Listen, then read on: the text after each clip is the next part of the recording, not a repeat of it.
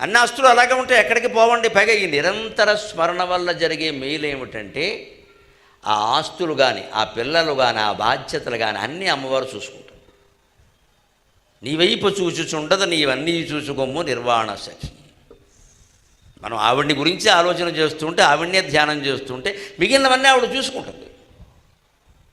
అందుకని దేవీదయ ఇట్టులుండగా కవిత్వము అని సుధలు సర్వించును ఆయన ఏది ఎటైన గాని మనసెంత తెగించిన గాని నాకు నీ పాదయుగం మెదిక్కు, నాకు నీ పాదయుగం మెదిక్కు కనుపాపలు వేయి వెలుంగులీనగన్. నేనేమైనా నీ పాదపద్మాలని విడిచిపెట్టనమ్మా, నాకు నా కనుపాపలు వేయి వెలుంగులేలగిన సహస్రజ్యోతి అంటే సహస్రనామ పారాయణ ఫలం. సూర్యకాంతి మన కళ్ళల్లోకి రావడం, భగవద్ దర్శనం కావడం, అది అయ్యే వరకు నేను నిన్ను వదిలిపెట్టనమ్మా. ఇలాగే ప్రార్థిస్తూ ఉంటాను, నువ్వేం చేసినా మంచిది.